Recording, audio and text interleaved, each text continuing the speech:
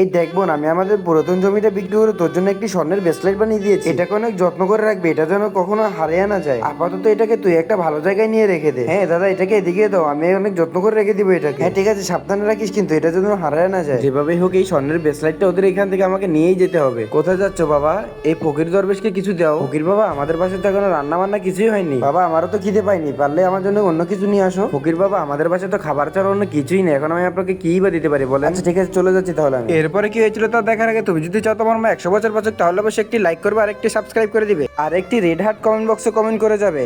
শোন চুটকি, খাবারটা তৈরি হয়ে গেলে আমাকে ডাক দিস, আমি খেতে যাচ্ছি কাজ করার জন্য। ঠিক আছে বাবা, খাবার তৈরি হলে আমি তোমাকে ডেকে আনবো। মা তুই এখানে কি করিস? আমার সাথে চল তো, আমি তোকে অনেকগুলো খেলনা দিব। কি বলেন ফকির বাবা, সত্যি? তাহলে চলেন আপনি। শোন মা, তুই যদি এই খেলনাগুলো নিতে চাস তাহলে তোর বাসায় যে বক্সটা আছে ওটা নিয়ে আয়। ঠিক আছে ফকির বাবা, আপনি এখানে থাকেন, আমি এক্ষুনি নিয়ে আসতেছি ওইটা। এই তো পেয়ে গেছি, এটার কথাই তো বলেছিল ফকির বাবা। ফকির বাবা এনেন, আমি বক্সটা নিয়ে এসেছি, এবার আমাকে খেলনাগুলো দেন। যা ভাগ এখান থেকে, তোকে কোনো খেলনা দেওয়া যাবে না।